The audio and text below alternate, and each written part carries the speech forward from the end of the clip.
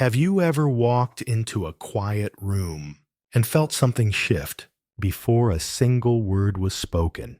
Have you ever heard a piece of music that did not just move you, but mended something you did not know was broken?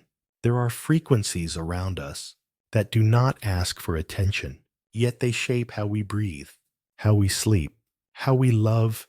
Long before science caught up, flowers responded to light, to sound, to silence, and Tesla, yes, the same Tesla, from textbooks, once stood in a garden he built for no one, surrounded by currents he did not try to control, but to listen to.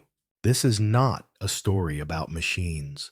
It is about resonance, about why your heartbeat calms near a sunrise, about why a single note can feel like forgiveness, and how light, music, and even the way a flower blooms are all part of the same forgotten language. Today, we return to that language, the one your body still remembers, even if your mind has been taught to forget. Welcome to Healing Frequencies. It began with something small, so small I almost ignored it. Some days, I would wake up and feel a heaviness I could not explain. Not sadness exactly, just a sense that something was off. Like a piano that's just a little out of tune, like I was living slightly out of rhythm with myself. I used to blame it on stress, on the noise of the world, on getting older, but there was a quiet question that kept echoing at the back of my mind.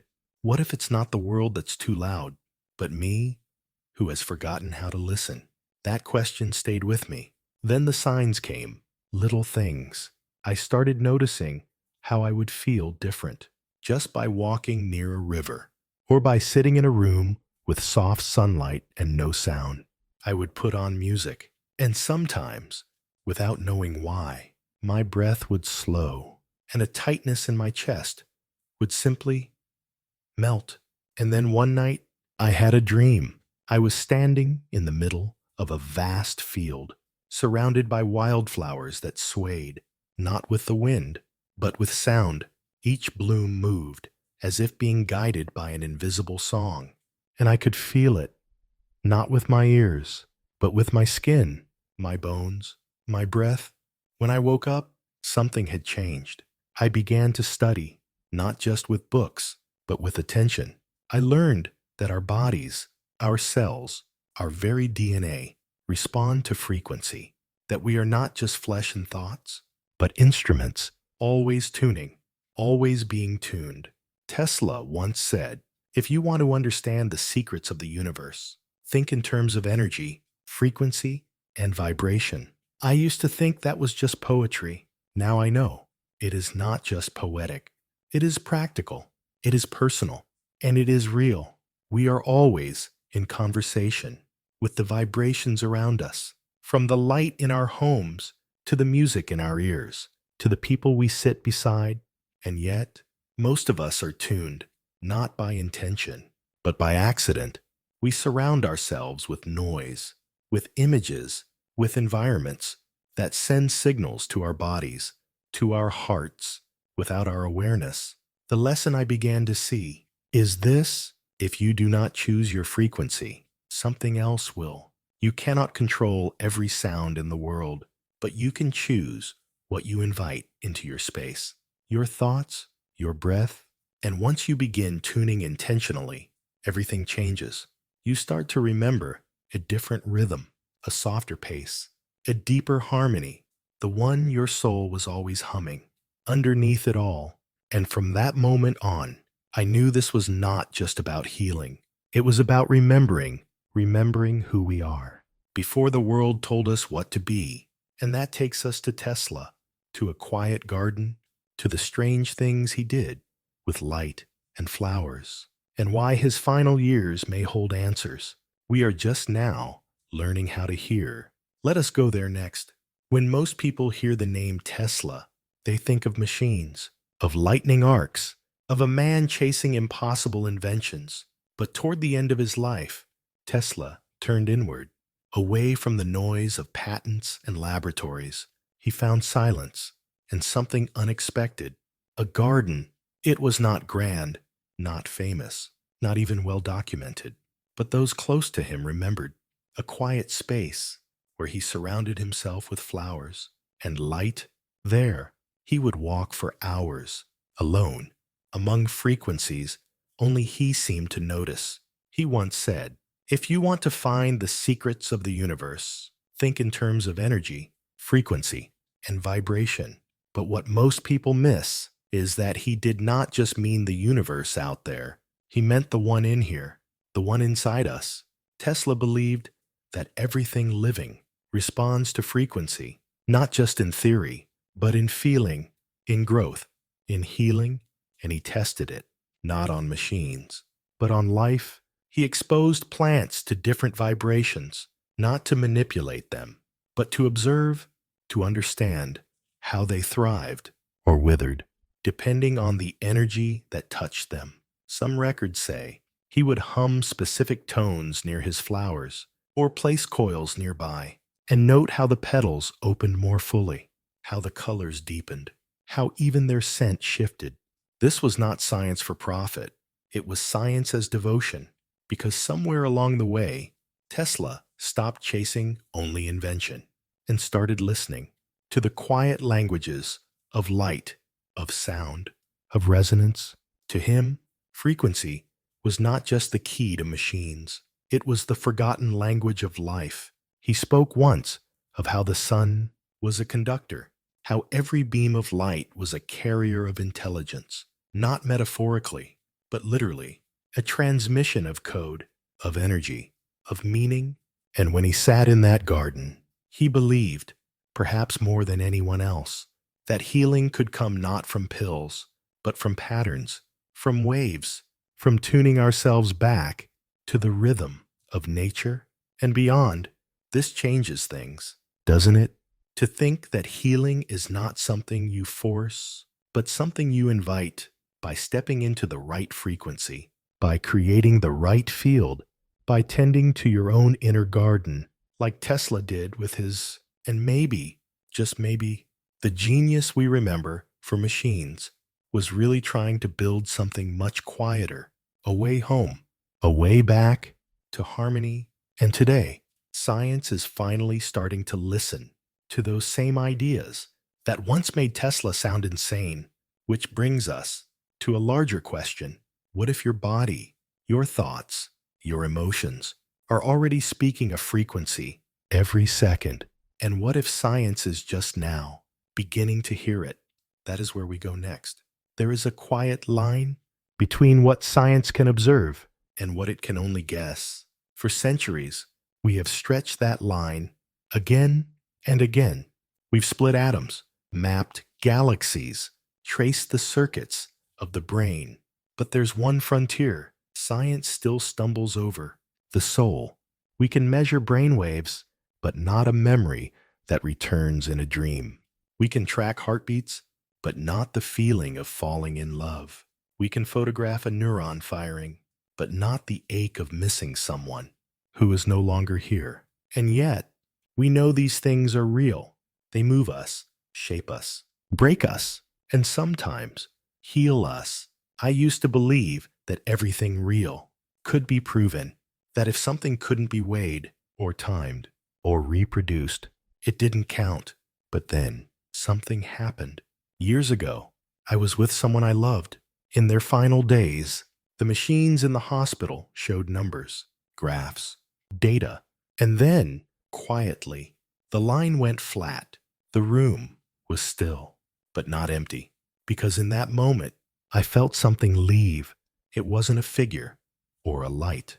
It wasn't dramatic, but it was unmistakable, like a quiet door opening and a presence stepping through. Science had measured the heartbeat, but it could not explain what I felt, and I am not alone in that. Across cultures, generations, and belief systems, people have reported this moment, this departure. When a person becomes something more than just a body, it raises a question that science still struggles to answer. If we are only biology, then where does the awareness go? When breath ends, that question has pushed many to search deeper. In the last 2 decades, Some scientists have begun looking at something called biophotons, tiny packets of light emitted by living cells. These are not metaphors. They are real, measurable. Every second, your body is glowing, quietly, invisible to the naked eye, but real. Some researchers believe these biophotons may carry information, even memory. They've found that stressed cells emit more light. That meditation changes the biophotonic output of the brain, that living things communicate through light in ways we're only beginning to understand. Tesla spoke of this before the instruments to detect it existed. He believed that light was not just illumination, but communication, that the body, the heart, the soul all spoke in frequencies of light if we knew how to listen. And now, science is beginning to catch up, but it is slow. Why? Because the tools we use shape the answers we find. Science looks outward, measuring what can be repeated. But the soul does not repeat.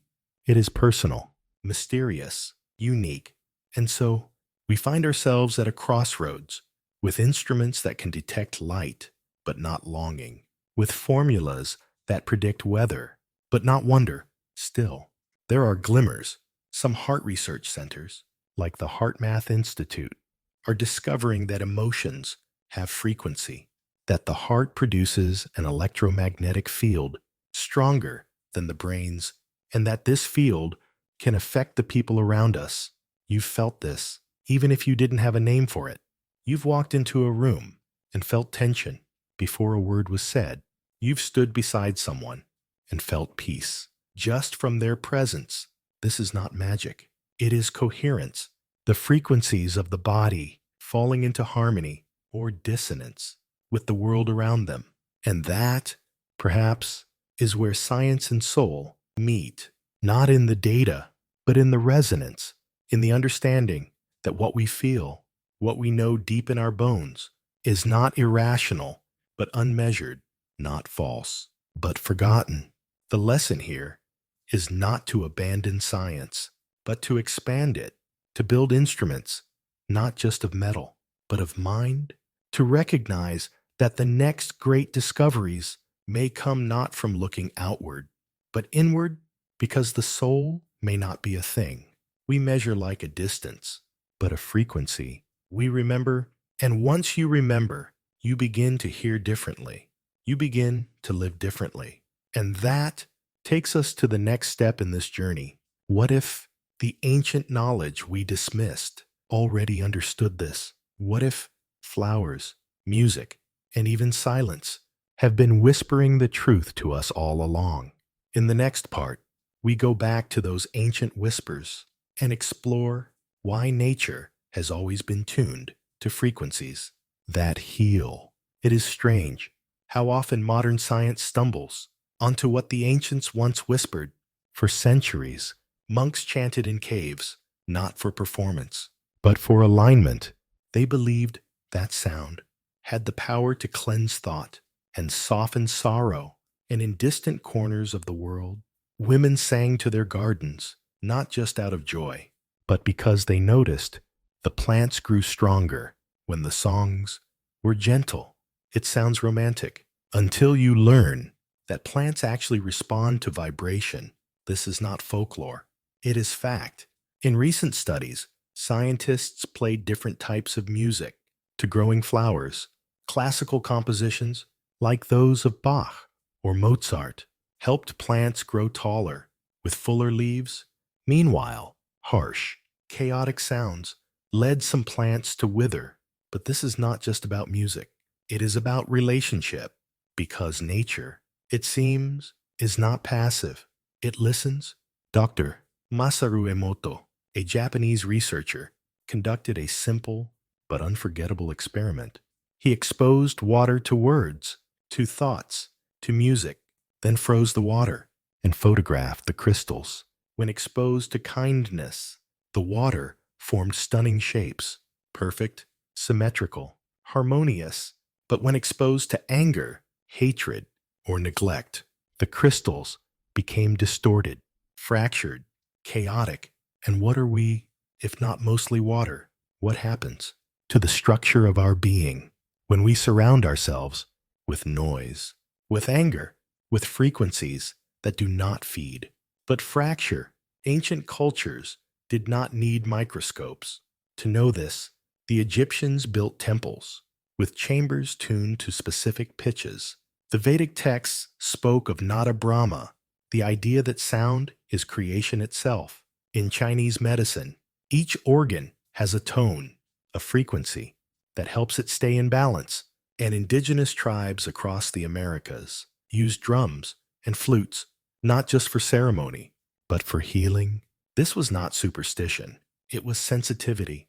They noticed that when a certain rhythm was played, a restless child could fall asleep.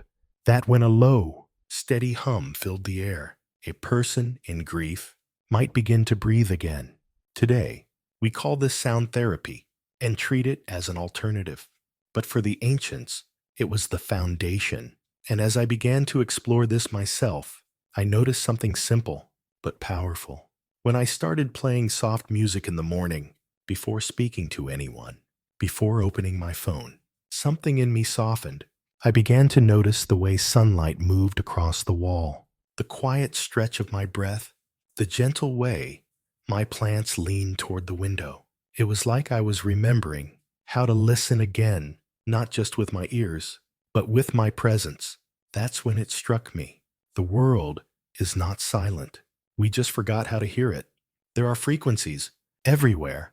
In the way leaves tremble, in the way a child laughs, in the way silence feels different after forgiveness. And maybe the wisdom of the ancients was never about magic. Maybe it was just about attention, about noticing that harmony is not a luxury, it is survival. When we align with the natural frequencies around us, our bodies rest, our minds slow, and something in the soul realigns. This is the wisdom Tesla tried to reclaim with his flowers, his light, his coils that hummed in silence. And it is the same wisdom that science is now, tentatively, beginning to confirm. So the lesson here is both old and new.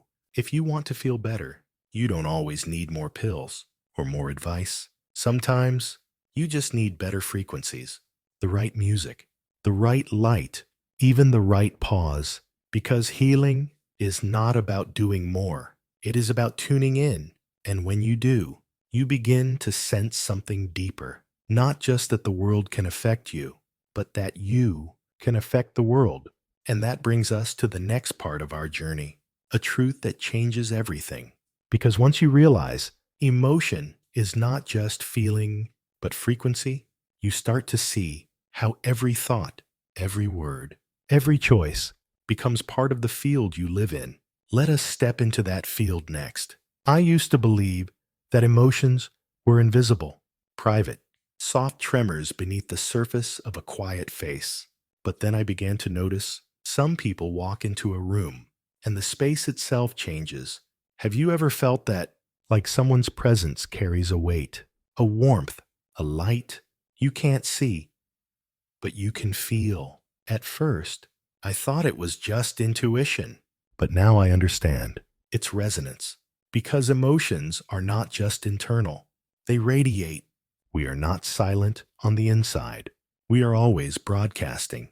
And what we feel, what we hold, what we suppress, moves outward as light, as frequency, as energy. For years, this idea lived on the edge of science, dismissed, doubted, deemed spiritual instead of real. But recently, something changed. Researchers began measuring the light that living cells emit. Tiny flashes, called biophotons. Your body glows, not metaphorically, literally. Every time you think, every time you feel, your cells flicker, quietly, in pulses of light. Some studies suggest these biophotons may carry information, even intention. It's as if your body is a constellation, always communicating, always responding. And it makes you wonder, what are we saying? When we're not speaking, Tesla seemed to know. He once wrote, "If you want to understand life, look at it in terms of frequency and vibration." He believed emotions were not abstract. He saw them as measurable currents, and he was right. When we feel love, our heart rhythm becomes smooth, coherent. It radiates an electromagnetic signal that can influence another person nearby. The Heart Math Institute has studied this in depth. When two people sit close and one shifts into a state of gratitude, the other's heart rhythm, without even knowing, can begin to synchronize. That's not philosophy, that's physics. So, what does this mean for us? In the real world, it means your emotions, your inner state, are not confined to your mind. They shape your field, and that field touches others. Think about that. Think about how often we hide our feelings, numb them, bury them, and yet they still ripple outward in light, in energy, in frequency. And maybe that's why healing, real healing, cannot be faked, because the body knows, the cells remember, the light does not lie. But here is the beautiful part. Just as pain can radiate, so can peace. Just as grief carries weight, so does compassion. You've seen it. A nurse who calms a room with a glance, a stranger whose smile somehow slows your thoughts, makes you feel safe for no reason at all.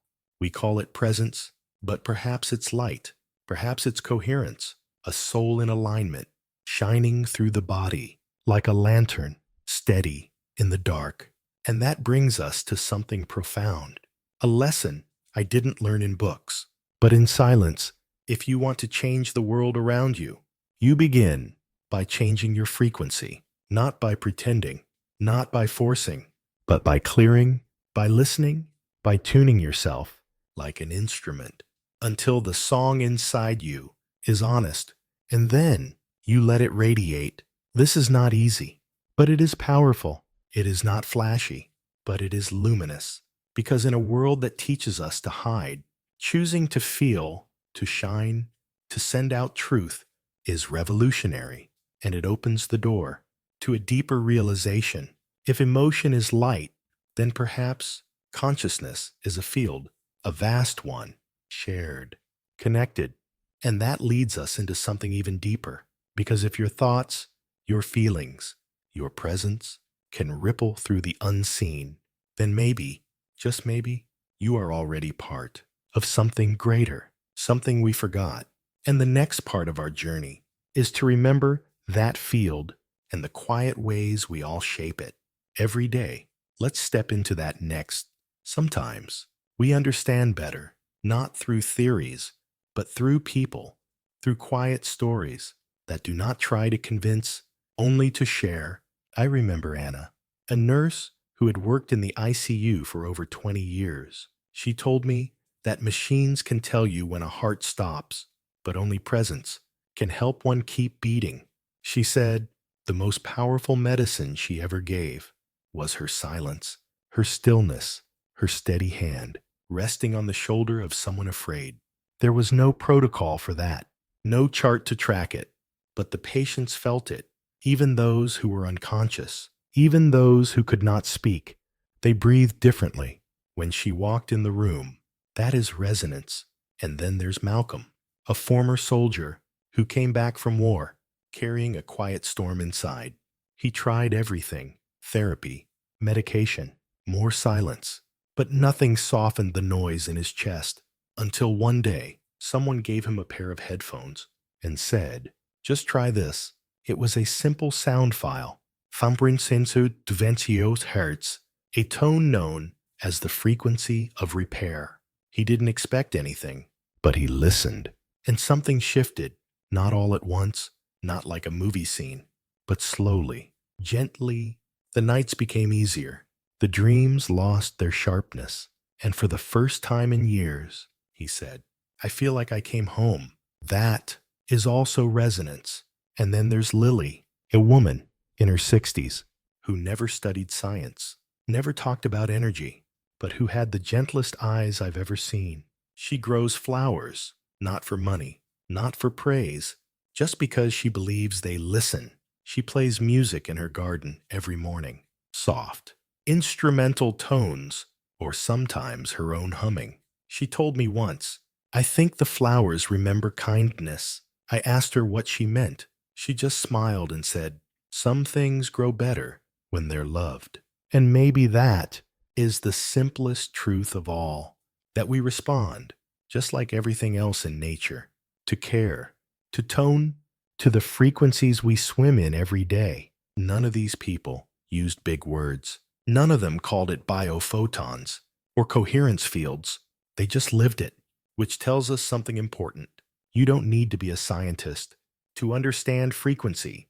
You don't need to meditate for hours or go to the Himalayas to return to your resonance. Sometimes you just need to sit still, to listen to the sound of your own breath, to play one piece of healing music instead of scrolling past the noise.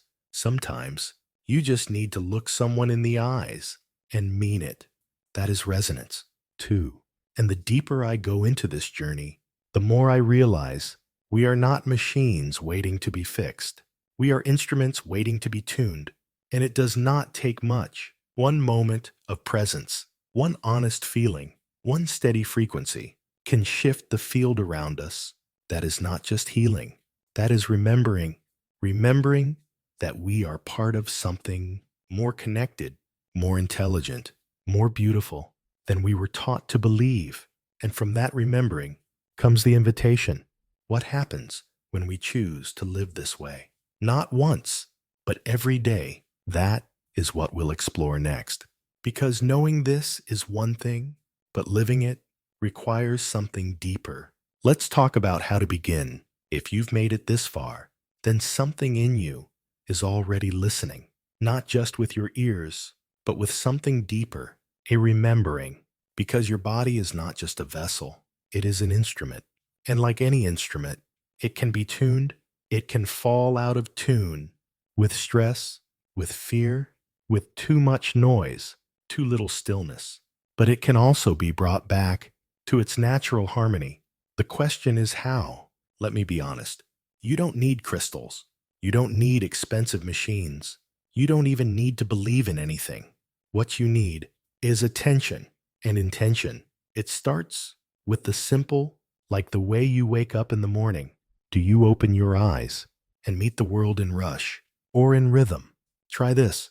Before reaching for your phone, take 1 minute just to breathe in slowly, out slowly. No app, no mantra, just breath and presence. Already, you are tuning. Then, what do you let into your field? Sound matters. You don't need to listen to healing frequencies all day. But notice, how do you feel after certain music? Does your chest tighten or expand? Does your mind race or settle? Känns det ett hertz? 430 hertz. Even nature sounds. These aren't magical numbers. They're simply tones that resonate with how your body is built. Use them, not as decoration, but as nourishment. Next, light. Step into natural sunlight when you can. 10 minutes of morning light does more than help your body wake up. It signals your cells, resets your clock, and reactivates your mood. Your body is wired for rhythm, sunrise, heartbeat, seasons. When you move with those rhythms, life feels less like resistance and more like music. And then, emotion. This may be the most important part. Your emotions are not mistakes. They are signals, vibrations moving through your system, trying to tell you something. When you ignore them, they distort. When you listen, they complete their cycle. Next time sadness rises, don't rush to silence it. Sit with it. Feel where it lives in your body. Breathe into it until it softens. That is tuning. It's not glamorous. It's not quick, but it is real. Some people ask me, what's the fastest way to heal? And my answer is always this: don't rush. Healing is not a race. It's a return to rhythm, to stillness, to that quiet intelligence your body already holds. You are not broken. You're just untuned. And just like an instrument, you don't need to play all the time. You just need to stay in harmony. so that when life calls on you, your sound is clear. Let's remember the small things. Drink water slowly. Put your bare feet on the ground. When you feel tight, look someone in the eyes and really see them. This is the practice. Simple, sacred, sustainable, and it begins now. You don't need to be perfect. You just need to begin. Because once you start living in resonance, you'll notice people feel different around you. Animals trust you. The room softens, not because you've done anything big, but because you've tuned yourself. And when you're tuned, you tune the world around you without trying. This is where change begins, from the inside out. And now we arrive at the final part of this journey. A whisper, a reminder of what this was all for. Let's go there. In the final years of his life, Tesla was no longer chasing applause. The world had begun to forget him, but he had begun to remember something deeper. He walked the halls of his small New York room, not sketching machines, but quietly tuning his own field. He surrounded himself with pigeons, flowers, and silence. And to many, it looked like he had gone mad, but maybe he had gone home. You see, Tesla's final experiments weren't just about electricity. They were about energy that heals, that remembers, that sings. He believed everything in the universe was connected by frequency, light, emotion, life itself. And perhaps he realized something long before we were ready to hear it, that the most powerful technology is not in our hands, but in our presence, that your thoughts, your emotions, your breath can shape fields in ways no machine ever could. And that healing doesn't come from outside in. It begins inside, with the frequency you choose to carry, with the light you choose to remember. You felt it in this journey, the moment when a truth stirred, not in your mind, but in your chest, a quiet knowing that you are more than cells and stories. You are light, tuned into form. And like Tesla, you don't need to convince anyone. You just need to live it, to walk gently, speak truthfully, breathe with awareness, and in doing so, you become the field, the presence, the tuning fork for others, still lost in noise. This is not the end. It is a return to simplicity, to resonance, to the whisper of light that has always lived within you. So if you've ever felt out of tune, too tired, too scattered, too far from yourself, let this be your invitation. Not to strive, but to remember, not to fix, but to feel, because the light Tesla saw was never just in the sky. It was always in you. And maybe now you feel it too. If a part of you has remembered something you never learned in words, then stay. This is a space for light, for frequency, for those who feel. Subscribe, not just to the channel, but to your own unfolding. We're all tuning together.